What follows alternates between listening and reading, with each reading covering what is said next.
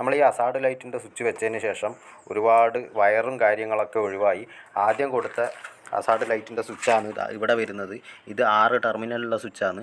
അത് പെട്ടെന്ന് ഒരൊറ്റ ഇതിൽ തന്നെ ഓൺ ചെയ്യാൻ പറ്റും. നമുക്ക് ഒന്ന് ഓൺ ചെയ്യുമ്പോൾ തന്നെ ലെഫ്റ്റ് റൈറ്റിലേക്കൊന്നും ഇൻഡിക്കേറ്ററിൻ്റെ സ്വിച്ച് ഒന്നും ഇടണ്ട.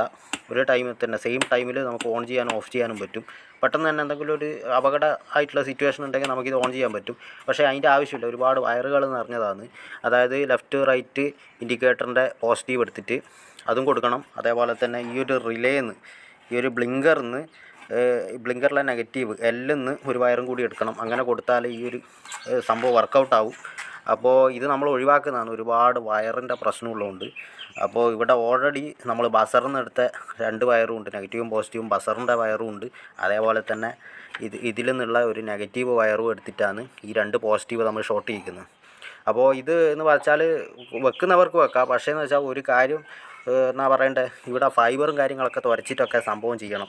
അത് എല്ലാവർക്കും ഇഷ്ടപ്പെടുന്നൊരു കാര്യമല്ല. പിന്നെ പോരാത്തതിന് നീറ്റും കുറയും, വണ്ടീൻ്റെ നീറ്റൊക്കെ കുറയും. അപ്പോൾ നമ്മളിതിലൊരു പരീക്ഷണാടിസ്ഥാനത്തിൽ ഓരോന്ന് ചെയ്യുന്നതാണ്. അപ്പോൾ ഇത് നമ്മൾ ഒഴിവാക്കുന്നതാണ്. ആ സ്വിച്ച് 2 സ്വിച്ച് ഉണ്ടെങ്കിൽ നമ്മൾ പിന്നെ വെക്കേണ്ട ആവശ്യമില്ല.